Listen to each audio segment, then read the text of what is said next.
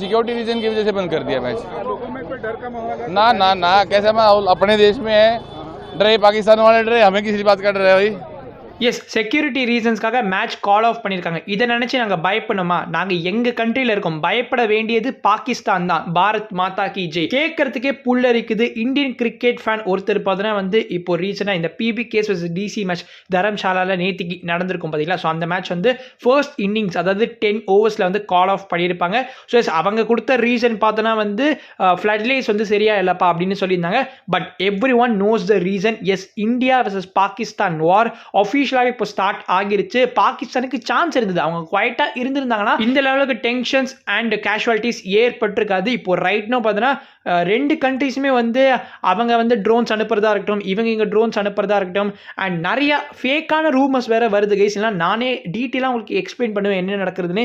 எனக்கு என்ன நடக்குதுன்னு தெரிய மாட்டேங்குது. ஏன்னா நிறைய சோர்சஸ்லேருந்து இன்ஃபர்மேஷன் வர காரணத்தால எது ரிலேபிள் எது நான் ரிலேபிளான சோர்ஸ் அப்படிங்கிறதே வந்து டிஃபரன்ஷியேட் பண்ண முடிய மாட்டேங்குது. But one thing is very clear, Indian army, Indian air force, Indian navy மூணு பேருமே அவங்கள ஹண்ட் ஆரம்பிச்சிட்டாங்க. அவங்க ரிவெஞ்சை வந்து கொடுக்க ஆரம்பிச்சிருக்காங்க. என்ன டீம் என்ன மேட்ச்னே தெரியாம அம்பாட்டியோட அன்னெசரியான ஒரு ட்வீட் இப்போ போட்டிருக்காரு. And I for an I makes the world blind. அதாவது என்ன மீன் பண்ணியிருக்காருன்னா அஹிம்சை, அதாவது நம்ம மகாத்மா காந்தியோட ரூலை ஃபாலோ பண்ணுங்கப்பா, நோ வார் இஸ் நீடட் அப்படின்ற மாதிரி சொல்லியிருக்காரு. ரெண்டு கண்ணு போனதுக்கு அப்புறமா வந்து வருத்தப்பட்டு பிரயோஜனம் கிடையாது. இப்போ இந்தியா ஸ்ட்ரைக் பண்றது தான் சரியான முடிவு. அண்ட் ஆஸ் அ கிரிக்கெட்டரா வந்து இந்த மாதிரி விஷயங்கள்ல வந்து இன்வால்வே ஆகக்கூடாது. பட் இவர் தேவையில்லாம எல்லா பிரச்சனைகளும் வந்து இன்வால்வ் ஆகிட்டு இருக்காரு. ஷேவாக் ரொம்ப போல்ட் அண்ட் சூப்பரா வந்து ட்வீட் ஒன்று போட்டிருப்பாரு. ஸோ வார் வந்து பாகிஸ்தான் தான் ஸ்டார்ட் பண்ணாங்க. அவங்க குவைட்டா இருக்க வேண்டிய ஒரு சிச்சுவேஷன்ல வந்து தேவையில்லாம இப்போ வந்து பிரச்சனையை ஸ்டார்ட் பண்ணிட்டு இப்போ எஸ்கேப் ஆக பார்க்குறாங்க. பட் நம்மளோட ஃபோர்ஸஸ் வந்து சரியான முறையில் வந்து பாகிஸ்தானுக்கு ஒரு பதிலடியை கொடுப்பாங்க அப்படின்ற மாதிரி செமையான ஒரு ட்வீட் வந்து போட்டிருக்காரு. இன் 2018 இந்தியாவோட ஏர் டிஃபென்ஸ் சிஸ்டம் இம்ப்ரூவ் பண்றதுக்காக இந்தியா பார்த்தீங்கன்னா $5.4 பில்லியன் டீலை வந்து ரஷ்யாவோட சைன் பண்ணியிருப்பாங்க. S-400 அப்படிங்கிற ஒரு மான்ஸ்டரை வந்து இந்தியாவுக்குள்ள கொண்டு வந்திருப்பாங்க. அண்ட் ரைட் நோ 2025 பார்த்தீங்கன்னா நிறைய காஷ்மீரில் இருக்கக்கூடிய இந்தியன்ஸை வந்து இப்போ இந்த S-400 சேவ் பண்ணிருக்கு அப்படின்னு ஒரு ரிலேபிளான சோர்ஸ் கன்ஃபார்ம் பண்ணியிருக்காங்க. And king of Arabian sea அப்படின்னு செல்லமா அழைக்கப்படுற INS விக்ராந்த் பார்த்தீங்கன்னா வந்து கராச்சியோட போர்ட்டை வந்து டெஸ்ட்ராய் பண்ணிருக்கு அப்படின்னு வந்து சொல்லியிருக்காங்க. இந்தியாவோட பார்டர்ல ரைட் நோ இருக்கக்கூடிய பிரதர்ஸ் அண்ட் சிஸ்டர்ஸ்க்கு ஒரு பிக் சல்யூட் நம்ம சொல்லிடலாம். அண்ட் இந்தியன் ஆர்மிக்குமே வந்து கண்டிப்பா ஒரு பிக் சல்யூட். இப்போ அப்படியே நம்ம கிரிக்கெட்டுக்கு ஜம்ப் பண்ணுவோம். இவ்வளோ டென்ஷன் நடந்துட்டு இருக்கு, நீ கிரிக்கெட் பேசுறதுக்கு வந்துட்டியாடா அப்படின்னு கேட்கறது புரியுது. பட் ஸ்டார்டிங்ல அந்த அங்கிள் சொன்ன மாதிரி தாங்க, பயப்படுறதுக்கு ஒண்ணுமே கிடையாது. பயப்பட வேண்டியது பாகிஸ்தான் தான். நம்ம சேஃபா தான் இருக்கும். Pakistan super league remaining matches பார்த்தோம்னா இப்போ கராச்சிக்கு ஷிஃப்ட் பண்ணியிருக்காங்க. பட் கராச்சிலேயே நிறைய டென்ஷன்ஸ் இருக்கு. எப்படி அந்த லீகை வந்து இப்போ கண்டினியூ பண்ண போறாங்கன்னு தெரியல. அண்ட் IPLக்குமே பார்த்தீங்கன்னா நிறைய பிரச்சனைகள் இப்போ வந்து இருக்கு. பிகாஸ் தரம்சாலாவில் நடக்க வேண்டிய May 11th கேம் பார்த்தோன்னா வந்து இப்போ அகமதாபாத்துக்கு ஷிஃப்ட் பண்ணியிருக்காங்க. ஸோ PBKs அண்ட் MI விளையாட வேண்டிய ஆஃப்டர்நூன் கேம் பார்த்தோன்னா இப்போ அகமதாபாத்தில் நடக்க போகிறது. ஃபர்ஸ்ட் ஆஃப் ஆல் IPL இப்போ நடத்துறதே தப்பு அப்படின்ற மாதிரி தான் நிறைய பேர் சொல்லிட்டு இருக்காங்க. பிகாஸ் சிச்சுவேஷன் இவ்வளோ பேடாக இருக்கிறப்போ வந்து IPL இப்போ அவசியம் தானே அப்படின்னு தான் ஃபேன்ஸ் எல்லாருமே கேட்டுட்டு இருக்காங்க. அண்ட் ஃபாரின் கிரிக்கெட்டர்ஸோட அந்த சேஃப்டியும் ரொம்ப ரொம்ப முக்கியம். ஏன்னா அவங்க இங்கே வந்து அவங்களுக்கு ஏதாவது ஒரு பிரச்சனை ஆச்சுன்னா கண்டிப்பாக அதுக்கு ரெஸ்பான்சிபிள் வந்து அந்த ஒரு நேஷன் தான் எடுத்துக்கணும். ஆல்ரெடி பாகிஸ்தானில் பார்த்தோன்னா இது கன்ஃபார்மாக தெரியல, நிறைய நியூசிலாந்து, இங்கிலாந்து அண்ட் ஆஸ்திரேலியா பிளேயர்ஸ்லாம் பார்த்தோன்னா அண்ட் ஈவன் சவுத் ஆஃப்ரிக்கா பிளேயர்ஸ்லாம் வந்து எங்களோட ரெஸ்பெக்டிவ் கண்ட்ரீஸ்க்கு வந்து நாங்கள் போகணும், எங்களால் இனிமேல் இங்கே இருக்க முடியாது அப்படின்ற மாதிரிலாம் சொல்லிட்டு இருக்காங்களா. சிச்சுவேஷன் இந்தியா வந்து பிரச்சனையே இல்லை தான். பட் இருந்தாலும் anything can happen any time இல்லையா? அதனால இப்போ IPL கால் ஆஃப் பண்றது தான் வந்து கரெக்டான ஒரு முடிவு. IPL chairman Arun Dhumal Rev Sports கிட்ட என்ன சொல்லியிருக்காருன்னா, இப்போதைக்கு எந்த ஒரு டிசிஷனும் IPL பத்தி நாங்கள் எடுக்கல, இது ஒரு எவால்விங் சிச்சுவேஷன்ற காரணத்தால வந்து கண்டிப்பாக கான்ஸ்டன்ட் டச் வித் கவர்மெண்ட் நாங்கள் இருக்கோம், ஏதாவது ஒரு டிசிஷன் எடுத்தோம்னா கண்டிப்பாக அதை கம்யூனிகேட் பண்ணுவோம் அப்படின்னு வந்து சொல்லியிருக்காரு. அண்ட் இன்னைக்கு நடக்க போகிற RCB LSG மேட்ச் வந்து it is on as of no, அதாவது வந்து கண்டிப்பாக இன்னைக்கு நடக்கும். பட் அதை பற்றின அப்டேட்டுமே கண்டிப்பாக நாங்கள் வந்து தெரிவிப்போம் அப்படின்ற மாதிரி சொல்லியிருக்காரு.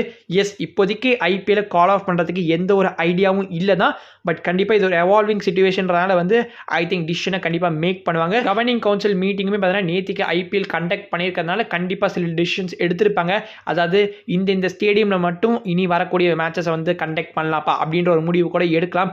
மேபி சென்னையில் வந்து மேட்சஸ் நடக்கிறதுக்குமே பாசிபிலிட்டிஸ் இருக்குது. பிகாஸ் இங்கே வந்து சிச்சுவேஷன் நார்மலாக தான் இருக்கு. ஸோ சென்னை, பெங்களூர் அண்ட் ஹைதராபாத் இந்த 3 சிட்டிஸில் மேபி மேட்சஸை கண்டக்ட் பண்ணாங்கன்னா பெர்ஃபெக்டாக இருக்கும். பொறுத்து இருந்து பார்க்கலாம். அண்ட் தர்மசாலா ஃப்ளைட்ஸ்லாம் கேன்சல்ன்ற ரீசனால பிசிஏ பார்த்தீங்கன்னா ஒரு ஸ்பெஷல் ட்ரெயின் இப்போ அரேஞ்ச் பண்ண போறாங்க for players, support staff and broadcast crew. இப்போ நம்ம சிஎஸ்கே பற்றி பார்க்கலாம். ஸோ சிஎஸ்கே அவங்களோட லாஸ்ட் கேமை சூப்பராக வந்து வின் பண்ணியிருப்பாங்க அண்ட் ஃபேன்ஸ் எல்லாமே ரொம்ப ரொம்ப மகிழ்ச்சியாக இருக்காங்க இல்லையா. அண்ட் நம்ம தங்க குட்டி Dewald Brevis after the game என்ன சொல்லியிருந்தாங்கன்னா, கிரேட்ஃபுல், நான் இந்த ஆப்பர்ச்சுனிட்டி பார்த்தீங்கன்னா வந்து காடுக்கு தேங்க் பண்ணிக்கிறதுக்கு யூஸ் பண்ணிக்கிறேன் for giving me the talent to do this. Few weeks முன்னாடி பார்த்தோன்னா வந்து நான் என்னோட கவுச்சில் உட்காந்துட்டு வந்து மேட்சஸ்லாம் வாட்ச் பண்ணிட்டு இருந்தேன். எனக்கு இங்கே விளையாடணும்னு ரொம்ப ரொம்ப ஆசையாக இருந்துச்சு. ஸோ நான் ப்ராசஸை ட்ரஸ்ட் பண்ணேன் அண்ட் காடோட பிளானையுமே ட்ரஸ்ட் பண்ணேன். So grateful to be here அப்படின்னு டெவால் பிரெவிஸ் சூப்பராக வந்து பேசியிருந்தாரு. ரொம்ப அன்ஃபார்ச்சுனேட்டாக இருந்ததுன்னா இப்படிப்பட்ட ஒரு டேலண்ட்டை வந்து ஜஸ்ட் 2 சீசன்ஸ் பார்த்ததுக்கு அப்புறமா வந்து டீம்ஸ் யாருமே வந்து இவர் மேலே இன்ட்ரெஸ்ட் காமிக்காததான் எனக்கு ரொம்ப ரொம்ப வருத்தமாக இருந்துச்சு. பட் சிஎஸ்கே கரெக்டாக இந்த ஆப்பர்ச்சுனிட்டி யூஸ் பண்ணி பிரெவிஸை அழகாக பார்த்தோன்னா ரீப்ளேஸ்மெண்ட்டாக கொண்டு வந்ததுக்கு தேங்க்யூ சிஎஸ்கே மேனேஜ்மெண்ட். தென் நம்ம டூவே அண்ட் பிரெவிஸ் பார்த்தோன்னா வந்து ஆஃப்டர் த கேம் வந்து ஒரு சின்ன ஒரு இன்டர்வியூ வந்து சிஎஸ்கே யூடியூப் சேனல் வந்து ரிலீஸ் பண்ணியிருப்பாங்க. பிரெவிஸ் என்ன சொல்லியிருப்பாருன்னா, நான் அவுட் ஆனதுக்கப்புறம் ஐ வாஸ் டெவாஸ்டேட்டட்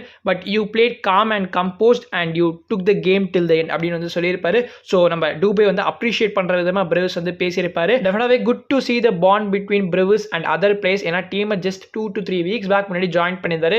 அண்ட் இப்போ பார்த்தீங்கன்னா ஆல்ரெடி மேனேஜ்மெண்ட்டுக்குமே அவர் ரொம்ப ரொம்ப பிடிச்சிருச்சு. நீங்கள் மேட்ச்க்கு அப்புறம் பார்த்துருப்பீங்க, காசி தாத்தா ஓடி போய் பிரெவிஸை கட்டி பிடிச்சி பேசியிருப்பாரு. அண்ட் இப்போ டூபே பிரெவிஸோட இந்த ஒரு இன்டராக்ஷன் பார்க்குறப்போ வந்து கண்டிப்பாக டீமோட நல்ல ஜெல் ஆயிட்டார் அப்படிங்கிறது கிளியராக தெரிய வருது. இந்த ஐபிஎல் மட்டுமே கிட்டத்தட்ட 17 ரீப்ளேஸ்மெண்ட்ஸ் பார்த்தீங்கன்னா வந்து டீம்ஸ் அனௌன்ஸ் பண்ணியிருக்காங்க. கோப்ரா படத்தில் நம்ம தான் மெயின் வில்லன் என்று நினைத்து நடித்த இர்ஃபான் பத்தான் பார்த்தீங்கன்னா சிஎஸ்கேவை ட்ரிகர் பண்ணியிருக்காரு. Replacement league has been won by CSK this season which will last for quite few years அப்படின்ற மாதிரி சொல்லியிருக்காரு. இவர் சொல்லி முடிச்சோன்னே பார்த்தீங்கன்னா ஆர்ஆர் வந்து 2 big signings வந்து அனௌன்ஸ் பண்ணியிருக்காங்க. அதுவும் 2 big overseas signings. ஆனால் அதெல்லாம் பற்றி அவர் பேசவே மாட்டார்.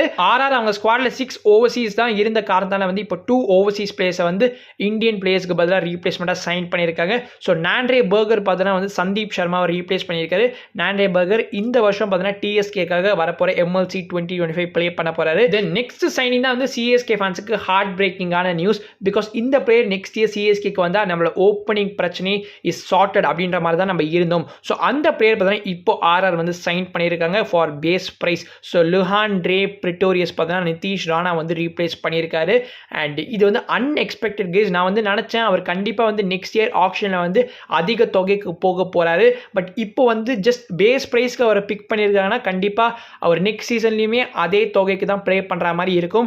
வயசு வெறும் 19 தான். பால் ராயல்ஸ்க்காக தான் இந்த SA20 சீசன் ப்ளே பண்ணியிருப்பாரு. அதனால தான் ராஜஸ்தான் ராயல்ஸ் வந்து ஈஸியாக அவர் வந்து இங்கேயுமே சைன் பண்ணிட்டாங்க. இப்போ நடந்து முடிஞ்ச SA20ல பார்த்தீங்கன்னா அவரோட ஆவரேஜ் 33 இருந்துச்சு அண்ட் ஸ்ட்ரைக் ரேட் நியர்லி 167 இருந்துச்சுன்னா பார்த்துக்கோங்களேன். ஃபியர்லெஸ் அட்டாக்கிங் பேட்ஸ்மேன் தான் நம்ம லெஹாண்ட்ரே பிரிட்டோரியஸ். ஆனால் நிறைய பேருக்கு ஒரு சந்தேகம் இருக்கும், ஆர்ஆர் அவங்க 12 மேட்சஸ் ப்ளே பண்ணிட்டாங்க, எப்படிப்பா ரீப்ளேஸ்மெண்ட்டாக அனௌன்ஸ் பண்ணியிருக்காங்க அப்படின்னு பார்த்தோன்னா இப்போ தான் இங்கே ஒரு லூப் போல திரும்ப வந்து ஃபேன்ஸ் எல்லாருமே வந்து கண்டுபிடிச்சிருக்காங்க. என்னென்னு பார்த்தோன்னா சிஎஸ்கே எதிராக மே 12ஆம் தேதி அன்னைக்கு அவங்கள 13th மேட்ச் இந்த சீசனை ப்ளே பண்ண போறாங்க இல்லையா. ஸோ அந்த மேட்ச் நடக்கிறதுக்கு முன்னாடி வரைக்குமே ரீப்ளேஸ்மெண்ட்ஸ் அனௌன்ஸ் பண்ண முடியுமா. ஸோ விச் மீன்ஸ் மற்ற டீம்ஸாலுமே வந்து அவங்களோட 13th மேட்ச் ப்ளே பண்ண போகிறதுக்கு முன்னாடி வரைக்குமே ரீப்ளேஸ்மெண்ட்ஸ் அனௌன்ஸ் பண்ண முடியும்.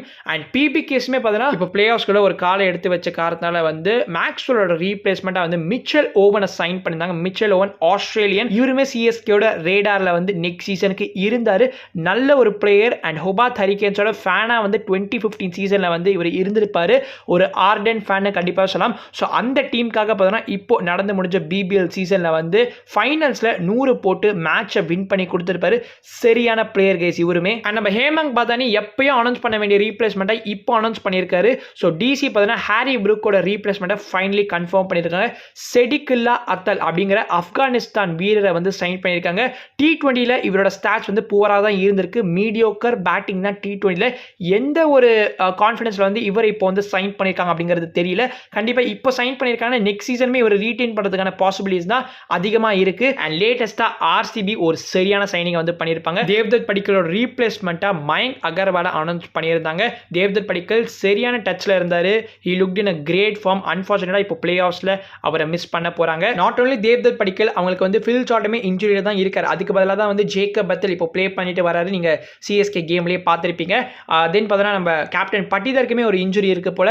அண்ட் ஹேசல் வந்து சம் கைண்ட் ஆஃப் ஃபீவரில் இருக்காருன்னு நினைக்கிறேன். அதனால தான் நமக்கு எதிராக லுங்கி இங்கடி ப்ளே பண்ணியிருப்பாரு. பிளே ஆஃப்ஸ்க்கு முன்னாடி இவங்க எல்லாருமே பேக் டு நார்மல் வந்தாங்கன்னா கண்டிப்பாக ஆர்சிபிக்கு கப் வின்னிங் சான்சஸ் ரொம்பவே பிரகாசமாக தான் இருக்குது. ஸோ guys, இதோட இந்த வீடியோ முடிச்சுக்கலாம். நீங்கள் உங்களோட ஒப்பீனியன்ஸ் கண்டிப்பாக கமெண்ட்ஸில் மென்ஷன் பண்ணுங்கள். நான் உங்களை இன்னொரு வீடியோவில் சந்திக்கிறேன். அது வரைக்கும் பீஸ், பை.